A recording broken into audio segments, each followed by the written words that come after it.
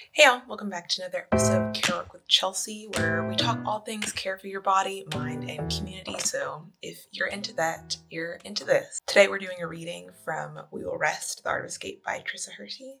So if you're someone who's been feeling a bit overwhelmed by everything that's going on right now, or not able to figure out what exactly it is that you need to be able to actually have rest through this moment because you've been doing so much work your whole life, maybe? Stay tuned because today's reading is just for you. With the assault of, or maybe like barrage of things that are constantly happening to my communities, whether it is fires in LA or in Gaza or in the Sudan, just wanting to do a little bit of care for myself right now and giving myself a rest before I get into the next part of my day. I've done a little bit of reading in this already, but each time I pick this up, I have wanted to share and reflect out loud with other folks on this. So I'm going to go ahead and give myself the opportunity to do that. All right, Rest is Resistance. We Will Rest, The Art of Escape by Tricia Hersey.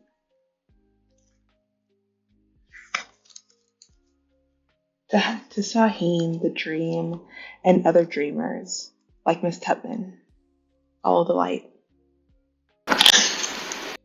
The book starts with a couple of quotes. First quote reading, Harriet was now left alone.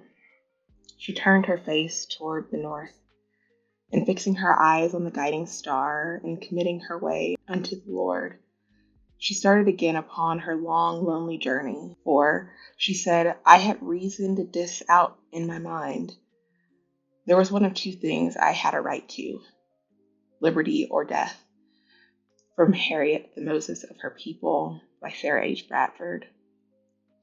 And another quote, if the enslaved could believe, I know I can. A quote by Nikki Giovanni.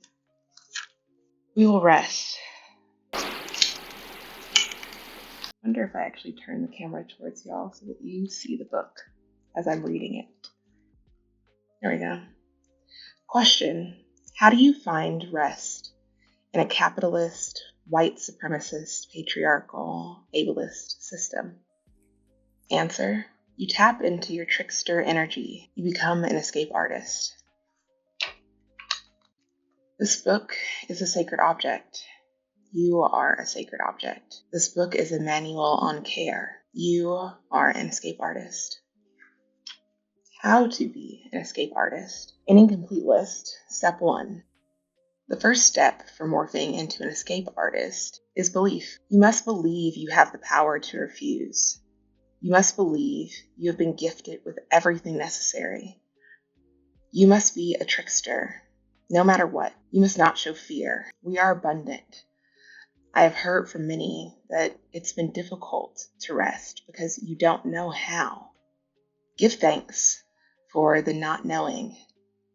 Isn't it exciting to be able to develop, discover, and experiment with your own liberation? And I really find that part profound. Give thanks for the not knowing. Isn't it exciting to be able to develop, discover, and experiment with your own liberation? Isn't it exciting to be able to develop, discover, and experiment with your own liberation? And I think that excitement and fear of developing, discovering, and experimenting with my own liberation is something that gets me stuck sometimes, because I'm so excited to try something new, but because it is something new, because it is something I have not experienced before, I'm afraid, and I might not actually end up taking that action to pursue my own liberation.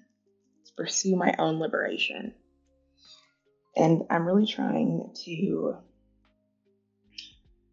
just be more diligent lately about noticing when fear is coming up for me And it's really hard to decipher. Am I afraid of something bad happening, or am I trying to protect myself from failure?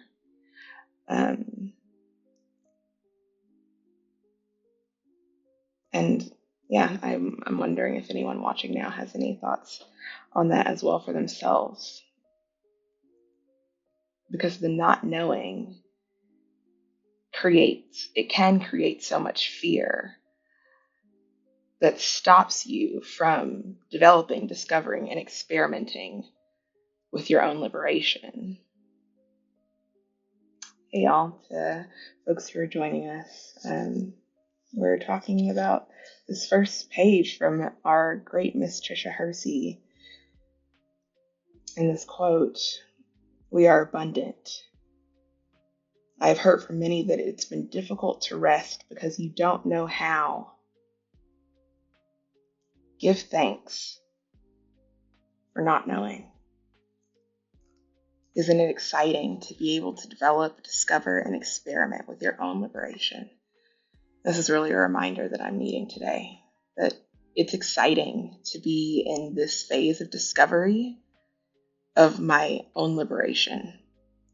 It's exciting for all of us, even if it is a bit scary at the same time.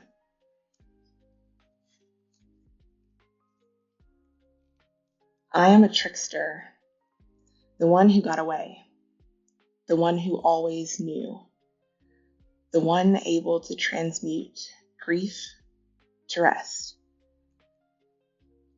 I am the trickster, the one who refused, the one leaping from the tops of mountains into a bed of feather pillows.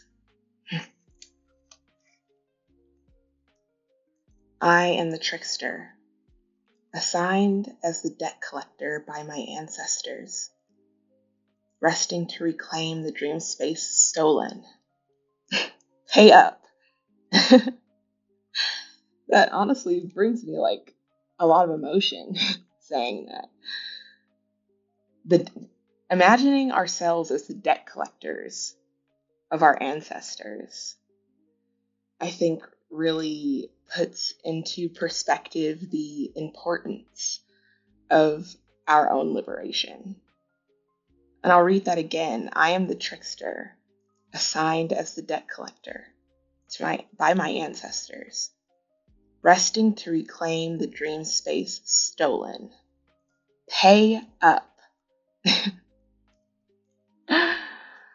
I am the trickster, the one who squinted her eyes, cocked her head, recognized the lies, peeped the scam.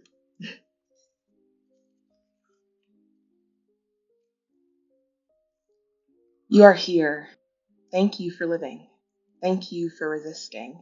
Thank you for caring for each other. Thank you, Divine. Thank you for abundance. Thank you for resisting, for silence, for abolition, for sleep, for Sabbath, for daydreaming, for imagination work, for ancestors' work, for subversion, for escape, for thriving in a culture focused on destruction, for freedom dreaming, for embodiment, for disturbing the idea that we are powerless. Thank you for your marriage. Thank you for your rest, for your love practices, for transformation, for slowing down, for remixing oppression to liberation. The time to rest is now. You are divine. Let that soak in for 3 minutes. I hold back spring while you soak. Wow, that was such a powerful passage. I think I just want to highlight a couple of things there again. I am the trickster, assigned as the debt collector by my ancestors. And I want to see just, when were we first introduced to this word trickster? So the author's defining a trickster as a person morphing into escape artist, a person who believes that you have the power to refuse, and a person who believes that you've been gifted with everything necessary. That is what a trickster is. And if I am calling myself a trickster, I've been assigned as the debt collector by my ancestors. And that's really why rest as resistance is our assignment. That's why Rest as Resistance is our assignment, because our ancestors have done so much, and our choosing to rest is honoring them. There's so many parts of this book that just like make me want to cry when I start reading it, because it just feels so um, like speaking to my depths. And I really appreciate that. I really appreciate the ability of someone like Tricia to articulate something that speaks so deeply to my own experience and to where I know I must go if I want to be my fully liberated self, and if I want that for the communities which I'm a part of, which I'll grow into, which I will build, co-create. And I think it's really important to center that we are debt collectors for our ancestors. There's so much rest that has been stolen from them, and it's stolen from us too. And so it's just especially important that we're recognizing that our rest is for ourselves, but is also necessary because of what has been stolen from our lineage. I am the trickster, the one who squinted her eyes, cocked her head, recognized the lies, peeped the scam. The peep the scam part of this is just like when you're looking at anything historical and you're just like, why was this built this way? Or why did this, end up this way? And how so often you can trace it back to racism and colonialism.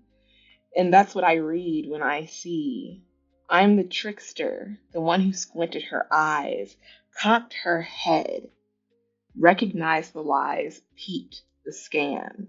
And I think peeped the scam is also like speaking to me in the sense of like trusting our own intuition, which is also something that I've been trying to center more for myself, because the things that come from outside of myself are often those like placed upon me by society. And so my own intuition is something that I've progressively over years and years and years been taught to ignore, when that is the one thing that is serving me and that is in my best interest, my intuition. And so peeping the scam, there's something to be done about it. And one of those things to be done can be resting in resistance. And so this next page I found also just so profound, especially even just with the type, which I think will be flipped over for y'all. But you are here. Thank you for living. Thank you for resisting. Thank you for caring for each other. Thank you, divine. Thank you for abundance. Thank you for resting. And this is something that I also feel I want to be speaking directly to those folks who are at the start of their own new trauma with the fires in LA. There is so much loss that is happening, and just as there is loss in the physical land, in LA, there will also be renewal. And rest as a form of resistance is a tool for renewal. It's a tool for renewal because it gives us the resources of ourselves and allows it to stay with us while we are working to build and create impact beyond ourselves. Thank you for caring for each other. Thank you, divine. Thank you for abundance. Thank you for resting, for silence, for abolition, for sleep, for Sabbath, for daydreaming, for imagination work, for ancestors' work. And I feel that the imagination work is a key feature of restful resistance, because it is only when we are at our most restful and most peaceful that we're able to really reach the full depths of ourselves and all that we can offer, both to ourselves and to others. And that's where the imagination can live most freely, is in a space and in a state of rest. That is why our resistance through rest is again supporting our renewal, our sustainability as a community. You are a miracle in light. No edits necessary. not needing to be fixed. You are archive, protected document. All is well. Will you rest? Wow, that part. You are archive, protected document. All is well. Will you rest? That's another part that's just making me very emotional. Just thinking about ourselves as being assigned as the debt collectors by our ancestors. We're the archive, we're the holders of all of their dreams and imaginations. And I feel that this part is saying that, those can never be lost. You are a protected document. The things that make you up will continue to be, cannot be destroyed. And I even like the graphics of this page. I'll show you. And I think part of what even brings up this emotion for me right now, that you kind of have to go searching for those next words on the page. You are archive, protected document. All is well. Will you rest? And I even feel myself as I'm reading this, feeling resistance to the idea that all is well, that all could be well. And then this question posed to us at the end, will you rest? Because it is I can't even think of a nonviolent equivalent, but like a war cry to some extent. Will you do this? Will you do this thing that your ancestors ordained it is your responsibility to do? Have ordained, they have worked for you to do. They have worked for us to rest.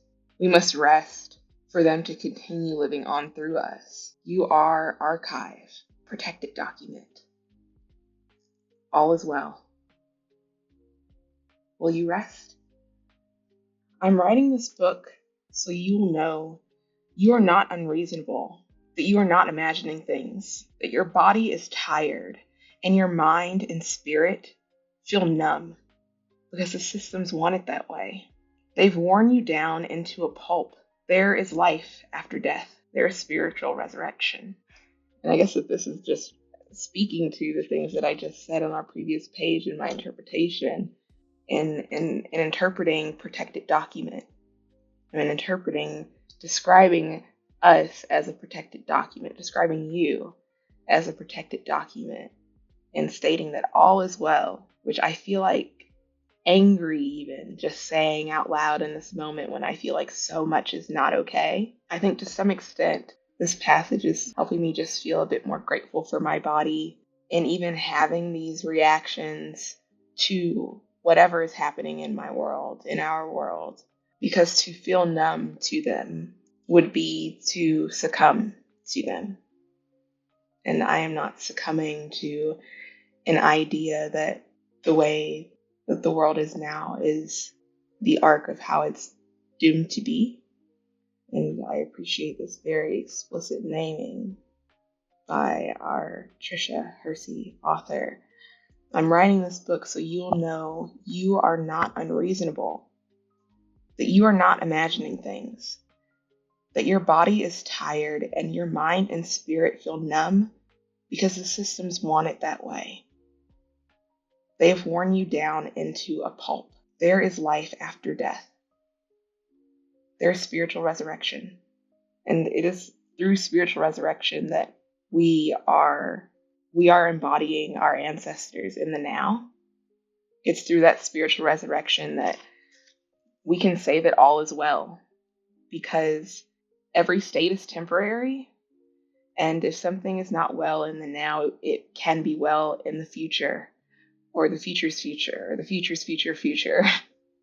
And I believe that this idea of spiritual resurrection can allow us to have peace in the now that is not peaceful, knowing that we will always continue to live on through those in our community through those in whose minds we live. And I feel that this is really helping me with just this idea of like the limitations that we have in life and the limitations around what we're able to do just because time is time. And while it is to some extent boundless, there are very tangible bounds. And our society is broken up into hours, minutes, seconds, days, years. But thinking of ourselves as vessels of our ancestors, as the debt collectors for our ancestors who did their best to restfully resist and pass the baton on to us to continue. All right, that's it for step 1 of how to be an escape artist. Thanks to everybody who joined me for today. Next time, we'll move on to step 2 of how to become an escape artist, an incomplete list. Thanks for joining today and for listening to these reflections. I really feel like this is giving me a little bit of an energy boost as I head into the rest of my day, and hope that for anyone that's joined here that this is going to be a space that you can come back to, because by hell or high water, we will rest. Okay? All right.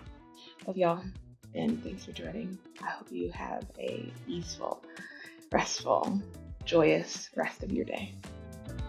Love you. Take care. Bye.